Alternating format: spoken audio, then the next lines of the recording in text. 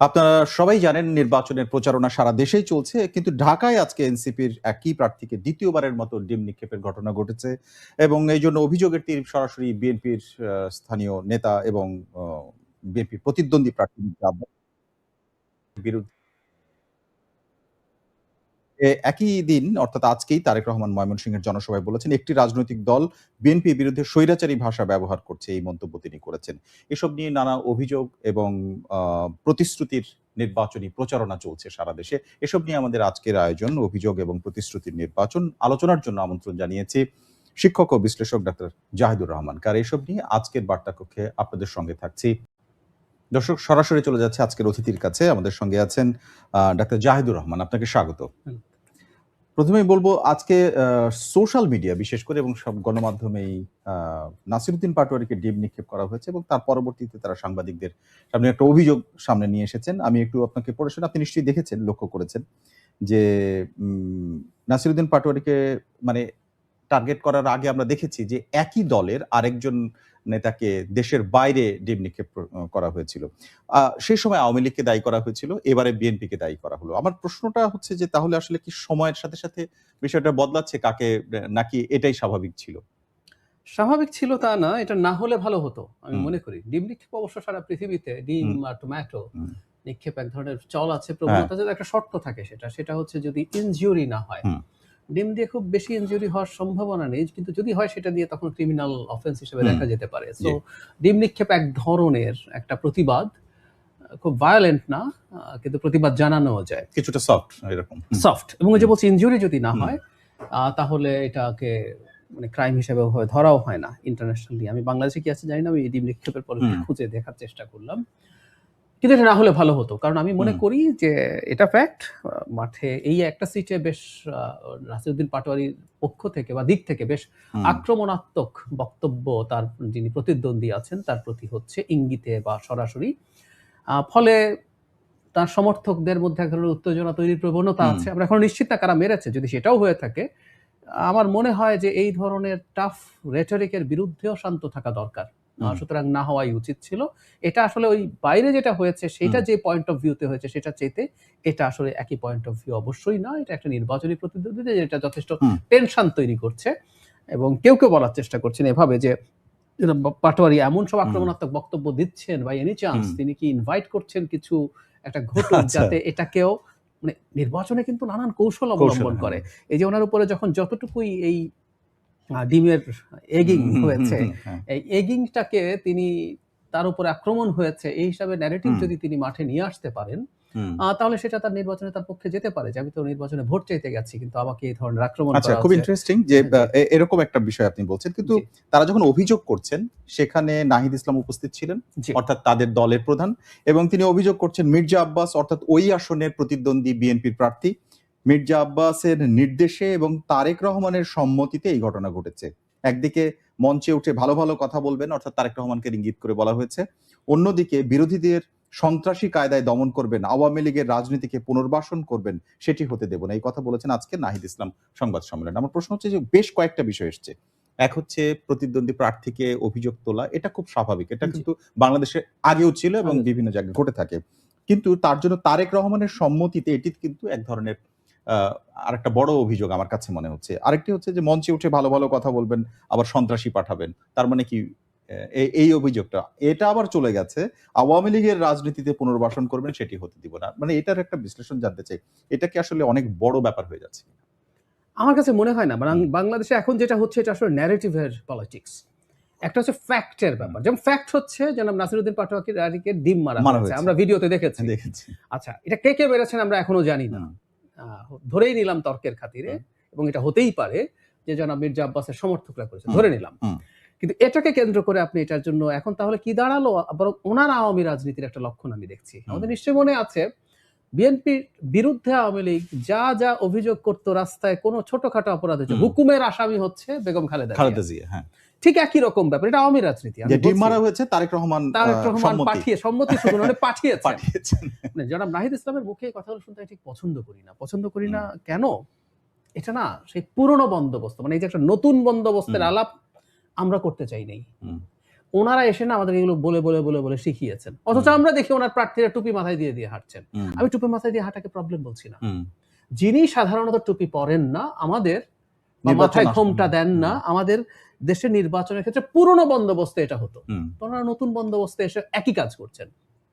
একইভাবেই local লিখেছে, even এটাতে যিনি প্রার্থী তারও সায় আছে কিনা এটা প্রশ্ন আমরা করতে পারি। বিএনপি তো রেজিমেন্টেড ফোর্স না, যদি আবারও বলছি যদি বিএনপি করে থাকে, ছাত্রদল যদি করে থাকে, ও তো রেজিমেন্টেড ফোর্স না, ওর অনেকগুলো গ্রুপস আছে, ফোকাস আছে, কেউ একজন করেছে। কিন্তু আপনি ট্রেনে আনলেন, ওই যে বললাম তারা একটা ন্যারেটিভ এস্টাবলিশ করার চেষ্টা করতে চাইছেন। এখন ব্যাপারটা হচ্ছে এই যে নির্বাচনে যদি আপনি এখন এই ন্যারেটিভটা এস্টাবলিশ করতে পারেন সাকসেসফুলি, এটা আপনার নির্বাচনে আপনাকে লেভারেজ দেবে। আবার যদি না পারেন, এটা কিন্তু খুবই হাই স্টেক গ্যাম্বল হয়েছে, যদি আপনি না পারেন তাহলে যে বললাম আপনার ব্র্যান্ডিং হয়ে যাবে যে আপনার কাছে তো আমরা ভিন্ন কিছু এক্সপেক্ট করেছিলাম। আপনি কি একটু বিবেচনা করেন এটা এরকম যে এই একই ঘটনা যদি বাংলাদেশ প্রত্যন্ত কোনো অঞ্চলে ঘটতো তাহলে সেটা এতটা প্রচার পাওয়া বা এতগুলো মিডিয়া থাকতো কিনা? আমি জানি না, এটা এখন হয়তো থাকে, হয়তো সামনে আসে, কিন্তু এতটা আসে কিনা যতটা ঢাকা ৮-এর চারপাশে ঘটে। এটা আমার কাছে মনে হয় বাংলাদেশে এখন যে কোনোখানে আপনি ফুটেজ পেয়ে যাবেন, কোথায় কে দাঁড়িয়ে কি বলছেন। মানে ওই যে জামাতের হিন্দু প্রার্থী যিনি আল্লাহ দূত হিসেবে আল্লাহ তাকে পাঠিয়েছেন বলছেন, ওটা চলে এসছে এবং ওটা নিয়ে প্রচুর ক্যাম্পেইন হচ্ছে। এখানে যেটা হয়েছে, ব্যক্তি যিনি নাসিরউদ্দিন পাটোয়ারি দীর্ঘদিন থেকেই মিডিয়ার ট্র্যাকশন পেয়েছেন, মানে এটা একটু থিওরিটিক্যালি যদি বলি, এটা নিয়ে প্রচুর স্টাডি আছে। সোশ্যাল মিডিয়া সেই জিনিসগুলোকে অর্গানিক রিচ বেশি দেয় যেখানে রাগ, ক্ষোভ, ঘৃণা, এগুলো। সো পাটোয়ারি এই সব কারণে উনি কিন্তু খুবই অ্যাগ্রেসিভ কথা বলেছেন। ইভেন উনি যখন এখন যে জোটে গেছেন জামাতের বিরুদ্ধে সবচেয়ে টাফ রেটরিক গুলো কিন্তু উনি বলেছেন। এখন ফলে এটা ঢাকায় বলে এখন দুজন এক অর্থে হেভিওয়েট, একটা হচ্ছে Mirza Abbas, standing committee member, একাধিকবার মন্ত্রী ছিলেন, মেয়র ছিলেন, এবং নাসিরউদ্দিন পাটোয়ারিও এনসিপি টপ কয়েকজন লিডারদের একজন। নিশ্চয়ই সেই কারণে এখন এরা যদি এই দুজনও যদি প্রত্যন্ত কোনো জায়গায় হতেন, আমরা একইভাবেই হয়তো কথা বলতাম। আমি একটু আসতে চাই যে একটি দল আরেকটি দলের বিরুদ্ধে অভিযোগ করে এবং কথা বলে, সেটাও আমরা দেখেছি, কিন্তু এবারে যেটি বলছেন তারেক রহমান সেটির বিরুদ্ধে যে কথা বলা, এবং আমরা দেখলাম যে তাহাজ্জুদের নামাজ পড়ে চট্টগ্রাম থেকে যখন তিনি ফিরছিলেন বিভিন্ন একাধিক জনসভায় তিনি এই কথা বলেছেন, বিশেষ করে কুমিল্লার কাছে একটা জনসভায়, যে তাহাজ্জুদের নামাজ পড়ে আপনারা ভোট কেন্দ্রে যাবেন, ফজরের নামাজ সেখানে পড়বেন এবং তারপর কিন্তু ভোটের সময় তো সকাল 7:30 শুরু হবে আর বিকেল 4:30 পর্যন্ত চলবে, তাহলে আসলে এত আগে মানে উনি কি আস্থা পাচ্ছেন না? এবং উনি এটিও বলেছেন যে ফলাফল আপনারা নিশ্চিত করে তারপরে বাসায় ফিরবেন, অর্থাৎ পাহারা দেয়া। তাহলে যে সরকার তারা আনলেন, যে সরকারটা হচ্ছে কোনো দলের প্রতিনিধিত্ব করে না, সেই সরকারকে নির্বাচনে কেন আস্থা রাখছেন না তারেক রহমান? সরকার দলের প্রতিনিধিত্ব করেন না কথাটা টেকনিক্যালি ইজ কারেক্ট, কিন্তু এটাকে আমি আসলে পুরোপুরি ঠিকভাবে নিতে প্রস্তুত নই। ধরুন ৩ জন ছাত্র নেতা ছিলেন, এর মধ্যে 2 জন এনসিপিতে চলে গেছেন, আমরা অনেক আগে থেকে জানি। আমি এভাবে বলতাম, নাহিদ ইসলাম রিজাইন করলেন, তার কিছুদিনের মধ্যেই তিনি, মানে আমরা জানি উনি কি একদিন সকালবেলা হঠাৎ করে রেজিগনেশনের কথা মনে হলো? না, হঠাৎ মনে হলো আমি আজকে থেকে এনসিপি করব। তার মানে উনি সরকারে বসে বসে এনসিপি করছিলেন, এনসিপির প্রসেস তখন এনসিপি শুরু হয় নাই। আসিফ মাহমুদ সজীব ভুঁইয়া, আমরা জানতাম তো। মাহফুজ আলম জান নাই, মাহফুজ আলম স্ট্যাটাস দিয়েছেন 1.5 বছর ধরে উনি এই দলকে গ্রুম করেছেন, উনি নিজে লিখেছেন। এটা হলো একটা গ্রুপ, তারা এখন জামাতের সাথে জোটে আছেন। জামাতের মধ্যে থাকা, মানে সরকারের মধ্যে থাকা লোকজনের মধ্যে জামাতের সমর্থক আছেন, এবং আমি একটা জিনিস একটু কোট করতে চাই। একটা টক শোতে আমার সাথে ইত্তেফাকের এক্সিকিউটিভ এডিটর জনাব সালেউদ্দিন ছিল, যেহেতু উনি অন রেকর্ড বলছেন আমি ওনাকে কোটই করতে পারি।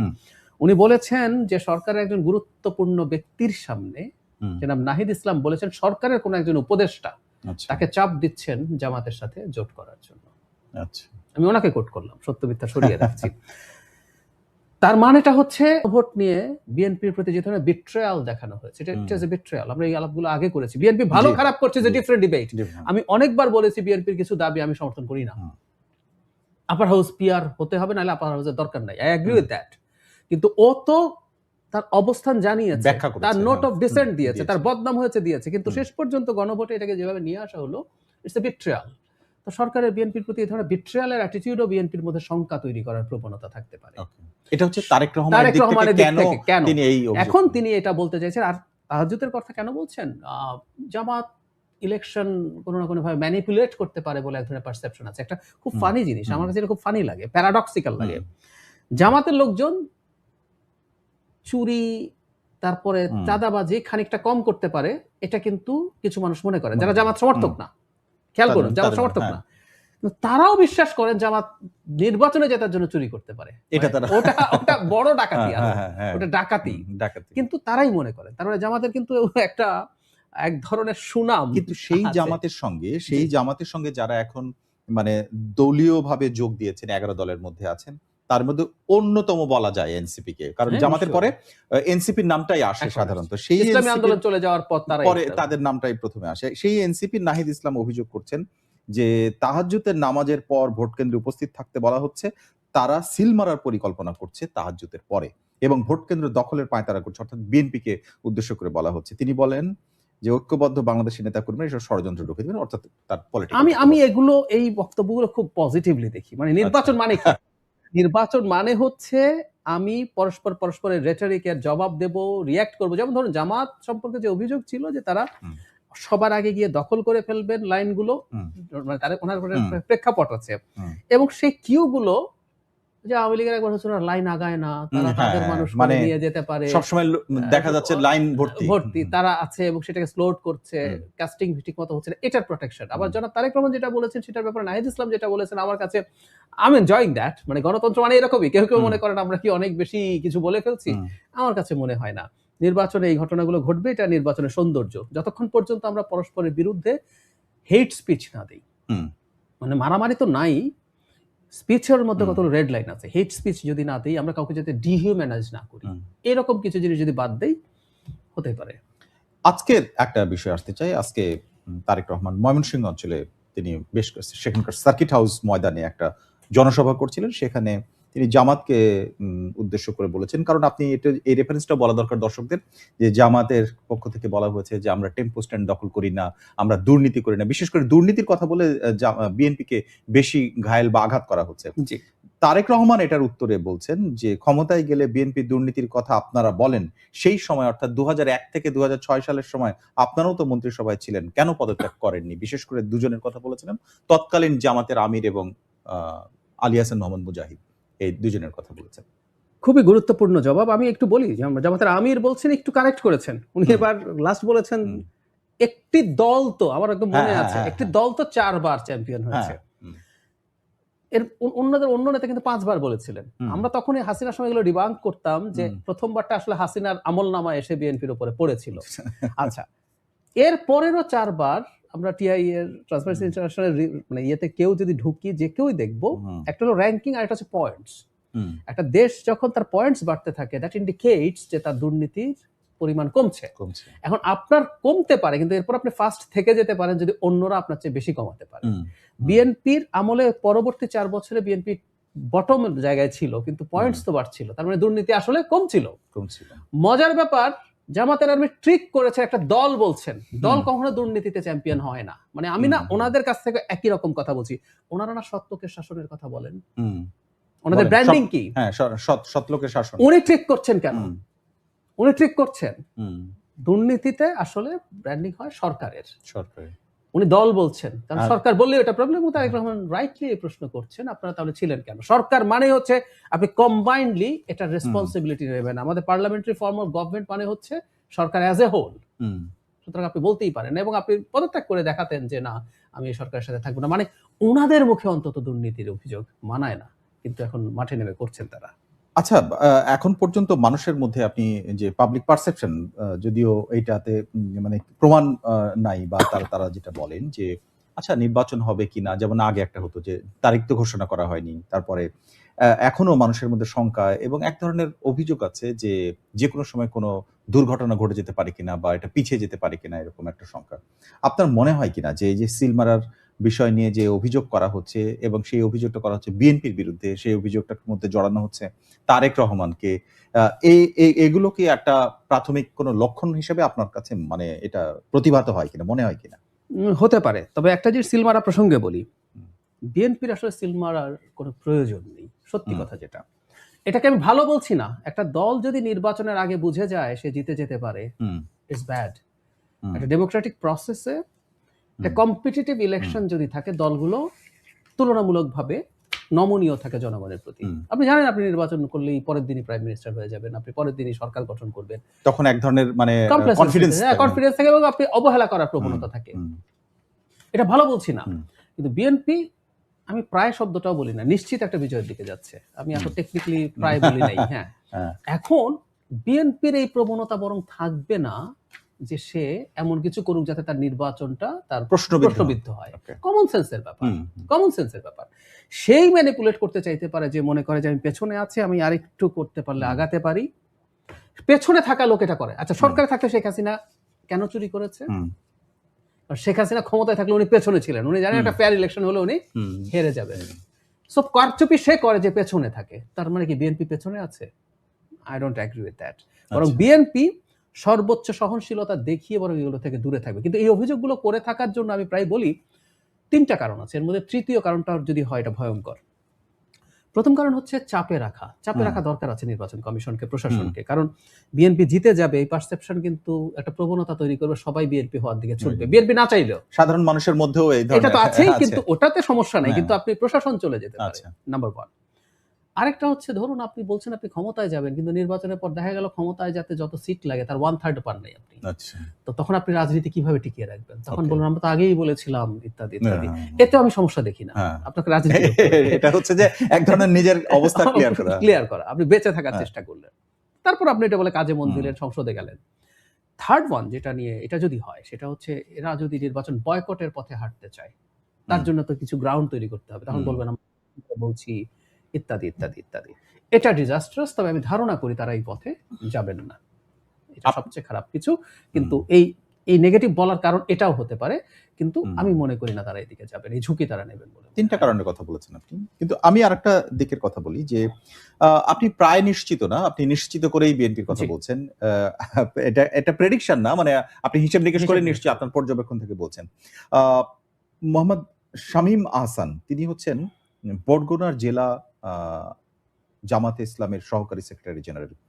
তিনি যেটি বলেছিলেন ডাকসুর বিষয়ে, যে সেইখানে মাদকের আড্ডা ছিল এবং নারীদেরকে হেয় করে যে কথাটা বলছিল, এবং তার বক্তব্য আসলে এটা নিয়ে অনেক সমালোচনা হয়েছে, তাকে নিয়ে সিদ্ধান্ত নিয়েছে দল। কিন্তু আপনি একটা জিনিস মনে হয় কিনা যে এই জামাতের অনেকেরই বা এই ধরনের যারা, তারা আসলে একজনের মুখ থেকে হয়তো বেরিয়েছে কথাটা, কিন্তু এটাই মনে করে কিনা, এবং তাদের এই যে ডাকসু, রাকসু, জাকসু এই সমস্ত যে ফলাফল, এটাতে তাদের ওই কনফিডেন্স দিচ্ছে কিনা, বা এরকম কোনো কিছু আছেই কিনা আসলেই যে তারা জিতে যাবে বা ওই ফলাফল নিয়ে আসতে পারবে, যেভাবে ছাত্র দল এই জায়গাগুলোতে প্রতিদ্বন্দ্বিতায় টিকতে পারেনি।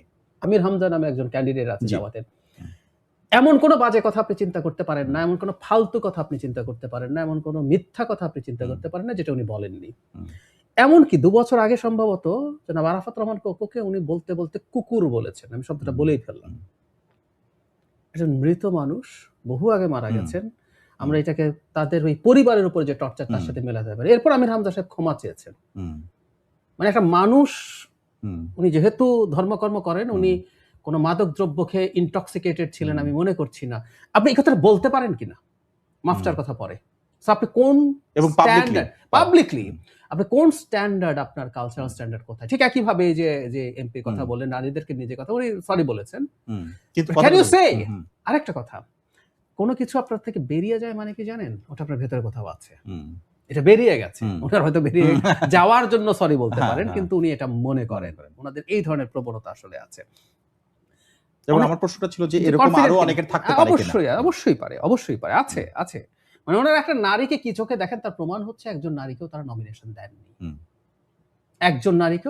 দেননি। এবং আমি এখন, যেহেতু উনি অন রেকর্ড স্ট্যাটাস দিয়েছেন, এনসিপির একজন গুরুত্বপূর্ণ সদস্য স্ট্যাটাস দিয়েছেন, একজন নারীর মাথায় কাপড় নেই এনসিপির, ওনাদের তো আবার নারী নেই, তাদের পোস্টারের মধ্যে এটা নিয়ে একটা দল অভিযোগ করেছে যে পোস্টার দেওয়া যাবে না। তো এই হচ্ছে প্রেক্ষাপট। সুতরাং তাদের মধ্যে নারীকে তারা কিভাবে দেখেন এটা আসলে মোটামুটি স্পষ্ট। এখন ডাকসুবাই সবকিছু কি অনেক কনফিডেন্স দেবে? আমার মনে হয় না। কিছুদিন আগে এটা আসলে একটা ক্লিয়ার প্রমাণ হয়েছে। জামাতের আমির বেগম খালেদা জিয়ার শোক বইয়ে স্বাক্ষর করতে গিয়ে জনাব তারেক রহমানের সাথে সাক্ষাৎ করেন। সেই সাক্ষাৎ করার পরে উনি বেরিয়ে যেচে পড়ে যেচে পড়ে জাতীয় সরকারের আলাপ করতে শুরু করছেন। আচ্ছা। উনি বলছেন যে আমরা ৫ বছর একসাথে কিছু করা যায় কিনা, দেশের স্থিতিশীলতার স্বার্থে নির্বাচনের পর সরকার গঠনের আগে আমরা আবার দেখা করতে চাই। মানে আচ্ছা। Clear indication. মজার ব্যাপার, ইসলামী আন্দোলন যে জামাতের জোট ছেড়ে গেল তার মধ্যে ৩টা কারণ দেখিয়েছে, এর মধ্যে এটা একটা কারণ যে তারা জাতীয় সরকারের প্রপোজাল নিয়ে গেছেন এবং তারা বিএনপির কাছে এবং তারা নিশ্চয়ই একটা প্ল্যান্ড ইলেকশনের মধ্যে যেতে চান, সেই কারণে তারা বেরোচ্ছেন। তো যদি ওনারা এতই যে তার ব্যাপারে কনফিডেন্ট থাকবেন, তাদের জাতীয় সরকারের আলাপে যাওয়ার কথা না। এখানে আরেকটি প্রসঙ্গে এসেছে, একটা কিছু একটু বলে রাখি, এটা ইম্পর্টেন্ট। প্রত্যেকটা দলকে, আমি জামাতের আবার জিতে যাব মেন্টালিটি দেখানোকেও সঠিক বলে মনে করি। আচ্ছা।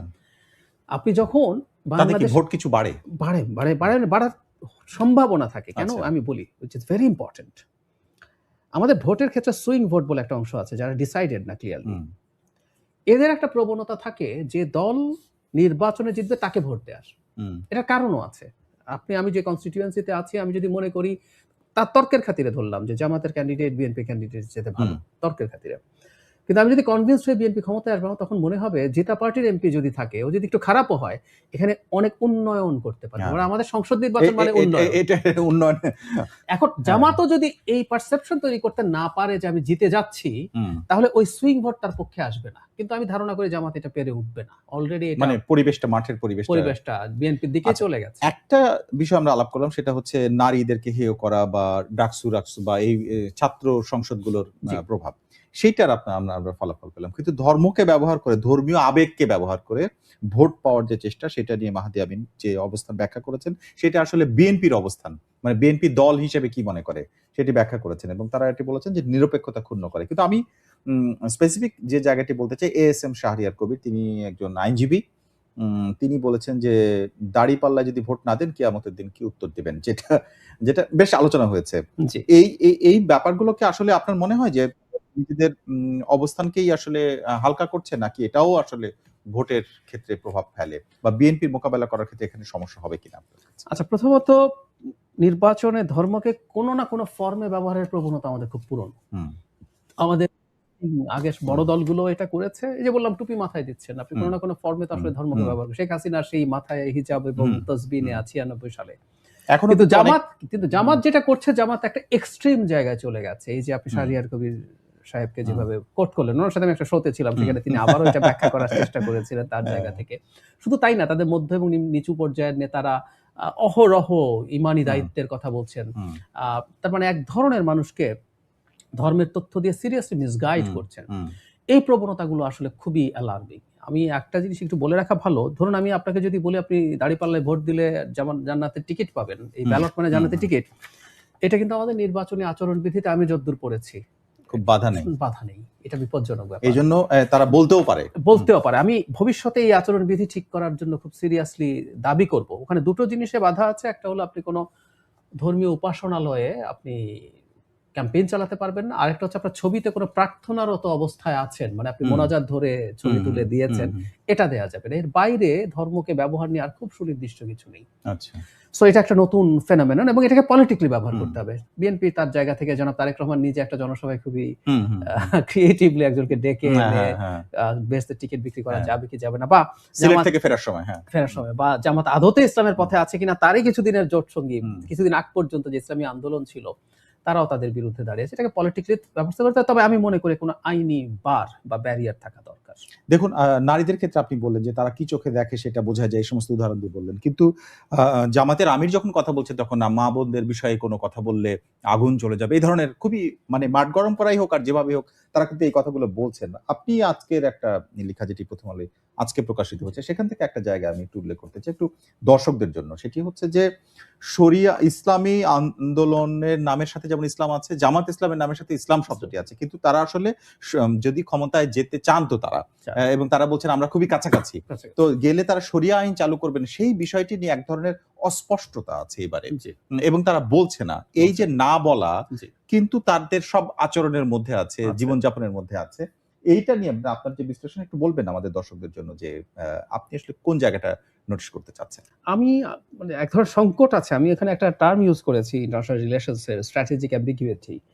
এটা এরকম ব্যাপার যে আপনি হুম। এমন একটা অবস্থান নেন যেটার হ্যাঁ না কোনোটা বলাই আপনার জন্য ভালো না, তখন আপনি একটা অস্পষ্টতা তৈরি করেন। হুম। আমি একটা এক্সাম্পল দিয়েছি যে তাইওয়ানকে যদি চায়না মিলিটারিলি দখল করে নিতে হুম। চায়, আমেরিকা তাইওয়ানের সাহায্যে যাবে কিনা? আমেরিকা এটা যাওয়া হ্যাঁ না কিছু দেয় না। আবার কখনো যদি হ্যাঁ বলে ফেলে, বাইডেন হুম। ২ একবার হ্যাঁ বলে হুম। ফেলেছিল। হোয়াইট হাউস আবার বা পেন্টাগন এটা সেটাকে প্রটেস্ট করেছে, না, না আমরা করছি না। করছি না। তো জামাত আসলে এই ব্যাপারে এরকম কাজ করছে। তারা হুম। কখনো, কখনো কারো মাধ্যমে এটা বলেন তারা শরিয়া আইন কায়েম হুম। করছেন না। জনাব তাহের রাজা দত্তকে হুম। বলেন, খ্রিস্টান কমিউনিটিকে বলেন, জনাব শফিক। আবার তাদের এমপিরা যারা হুম। ইলেকশন করছেন, হুম। আমার সাথে টক শোতে বসে শরিয়া আইন কায়েম করবেন বলছেন। হুম। স্পষ্টভাবে বলছেন। হুম। মানে কয়েকজন বলেছেন। আচ্ছা, ঝামেলাটা হচ্ছে জামাতের তো একটা ট্র্যাডিশনালি সে শরিয়া কায়েম করবে বা আল্লাহর আইন চাই বলে তাদের স্লোগান ছিল। যেমন সত্যকে শাসন হ্যাঁ, চাই, হ্যাঁ, হ্যাঁ, আল্লাহর আইন চাই। হ্যাঁ। এখন আল্লাহর আইন চান তারা আল্লাহর আইন চান কিনা এটা ডিফারেন্ট ডিবেট। কিন্তু হুম। এটা যখন বলছেন এটায় কানেক্টেড হয়ে যে মানুষগুলো আসলো, হুম। তারা যদি শরিয়া কায়েম করব না তারা স্পষ্টভাবে বলে ফেলেন, ওই ভোট হারাবেন, ওই ভোট হারাবেন। ওই ভোট হারাবে। আবার আল্লাহর আইন চাই যদি বলেন, ডোমেস্টিকলি বাংলাদেশে বহু মানুষ শরিয়া পছন্দ করেন না। হুম। এবং জামাত যে শরিয়া চাই এটা তো ডিবেটেড। কারণ হুম। ইসলামী আন্দোলনের ওনারা ইসলামের যে ইন্টারপ্রিটেশন করেন, তারা যে ব্যাখ্যা দেন সেটা সাথে মেলে না। হুম। হেফাজতে ইসলামের বর্তমান আমির বলছেন জামাতের সাথে গেলে আপনি কাফের হয়ে যাবেন। হুম। আমি সঠিক বলছি না। আমি হ্যাঁ। আরেকজন খুব বড় ধর্মগুরুকে রেফার করলাম। হুম। আচ্ছা, তখন তারা চিন্তা করলেন আবার ইন্টারন্যাশনালিও মারাত্মক ব্যাকল্যাশের শিকার হবেন। হুম। আপনি নিশ্চয়ই খেয়াল করেছেন ওই যে ওয়াশিংটন পোস্টে যে রিপোর্ট রিপোর্ট আছে সেখানে তারা শরিয়া কায়েম করলে হ্যাঁ। পরের দিনই আমরা হ্যাঁ। ইনফরমালি বলা কথা, হ্যাঁ। কিন্তু এই কথাগুলো তো যেহেতু এখন পাবলিকলি আসছে আমরা বলতেই পারি জি। 100% ট্যারিফ দিয়ে দেব, জি। বাংলাদেশ ডুবে যাবে, খবর হয়ে যাবে, হুম। এসব। সো তারা শরিয়ার কথা আবার বলতেও পারছেন না। টেলিফোন লিক যেটা হ্যাঁ, তো তাহলে মানে করব না বলতে পারছেন না হুম। ইসলামের শাসন বা শরিয়া কায়েমের জন্য যারা জামাতকে ভোট দিতে চায় হুম। তার ভোট রক্ষার জন্য। হুম। আবার শরিয়া বললে ইন্টারন্যাশনালি এবং ডোমেস্টিকলিও আপনি অনেক ভোট হারাবেন। হুম। তার জন্য আবার সেটা বলছেন না। সো সে এরকম একটা ধোঁয়াশার মধ্যে রেখে এগোতে চায়। কিন্তু আমি এই কথাটা খুব স্পষ্টভাবে বলতে চাই। আমি মানুষকে কি দেব? হেলথে জিডিপি ৬ থেকে ৮% খরচ করে ফেলবো যদি আমাদের ট্যাক্স জিডিপি রেশিও 9%। আ এটা নারীকে ৫ ঘন্টা কাজ বা আমার বাসায় আমার দেশ সোনা দিয়ে বাঁধিয়ে দেবেন। হুম। এগুলোর চাইতে জরুরি ব্যাপার হচ্ছে জামাতকে এটা তার সর্বোচ্চ পর্যায় থেকে তাদের মুখ থেকে, আমরা কিন্তু অন্যের মুখে শুনেছি। খ্রিস্টান সম্প্রদায়ের একজন নেত্রীর মুখে শুনেছি, জামাত আমির তাদেরকে বলেছেন। হুম। জামাতের আমিরের মুখে শুনতে চাই। যে সরাসরি তাদের অবস্থান কি? আমরা শরিয়া করব না। আর যদি শরিয়া করি, আপনার শরিয়াকে কিন্তু এরপর ব্যাখ্যা করতে হবে। কারণ আপনার ইন্টারপ্রিটেশন অফ ইসলাম, আমাদের ভাসানীর মতো মানুষ বলেনি, নীল নদের পানি যেমন নীল না, হুম। জামাতে ইসলামের ইসলাম ইসলাম না। সো হুম, আপনার, বলেছেন। আমি ওই তর্কে ঢুকবো না, কিন্তু আপনার শরিয়াটার রূপরেখা কি হবে সেটা আমাকে দিতে হবে। এটা নির্বাচনের আগে ইজ আ মাস্ট। আমি এবারে একটু আসতে চাই। তারেক রহমান এবারে দেশে ফেরার পর থেকে নির্বাচনী প্রচারের মধ্যেই মোটামুটি আছেন। বেশ প্রথম কয়েকদিন নির্বাচন প্রচার ২২ তারিখের আগে পর্যন্ত আ খালেদা জিয়ার আছে গণমাধ্যমেও। আপনার কাছে মনে হয় কিনা যে তারেক রহমান নির্ভর বিএনপি এই মুহূর্তে এবং তাদের প্রচারণায় সেটি দাঁড়িয়ে গেছে কিনা বা যাচ্ছে কিনা? টু সাম এক্সটেন্ট আমাদের এই অঞ্চলে বিশেষ করে এটাই ঘটে। হুম। মানে টেকনিক্যালি এটা প্রেসিডেন্সিয়াল সিস্টেম না। হুম। সুতরাং প্রেসিডেন্সিয়াল সিস্টেমে ব্যক্তি প্রধান হয়ে ওঠে। ব্যক্তি প্রধান বেশি। কিন্তু পার্লামেন্টারি সিস্টেম হলেও আমাদের দেশে তো বটে, আমরা আমাদের দেশকে হুম। সরিয়ে রাখি। হুম। আমরা আমাদের দেশকে সরিয়ে ভারতের কথা বলি, যেখানে দীর্ঘ সময়ের পার্লামেন্টারি ডেমোক্রেসির চর্চা আছে। সেখানেও দেখবেন দিনের শেষে ব্যক্তিই প্রধান হয়ে উঠছেন। কোনো একজন ব্যক্তি একজন ব্যক্তি মোদিকে সামনে রেখে যাবতীয় হুম। ক্যাম্পেইন, যাবতীয় প্ল্যানিং, হুম। মানে সবকিছু, মানে অবিশ্বাস্যভাবে ভারতের রাজ্যের যে নির্বাচনগুলো, বিধানসভা যে নির্বাচনগুলো আছে সেগুলোতেও মোদিকেই প্রজেক্ট করা হচ্ছে। হুম। অথচ উনি ওখানে মুখ্যমন্ত্রী হতে যাচ্ছেন না। যাচ্ছেন না।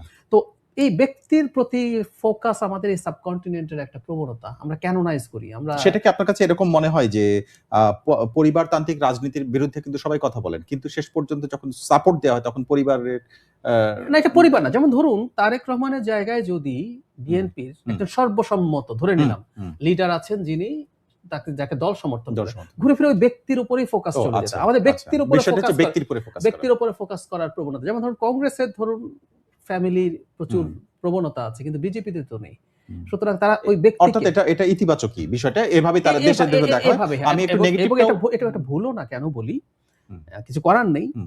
আমরা পার্লামেন্টারি সিস্টেমে যেভাবে সরকার ওয়ার্ক করার কথা, সরকার আসলে ওভাবে আমাদের দেশে ওয়ার্ক করে না। আমরা প্রাইম মিনিস্টার মূলত প্রেসিডেন্টের মতো করে কাজ করে। তো সেহেতু একজন ব্যক্তিকে প্রজেক্ট করেই আপনার ভোট পাওয়া। এখন হচ্ছে আমরা এটা পজিটিভই আপনি বললেন। আমরা নেগেটিভ একটা জিনিস দেখতেছি এবারে বিএনপির যে প্রচারণা স্টাইল এবং সবকিছু এবং যে বিষয়গুলো বলেছে ফ্যামিলি কার্ড, কৃষি কার্ড এগুলোর কথা বলা হচ্ছে অনেকবার করে।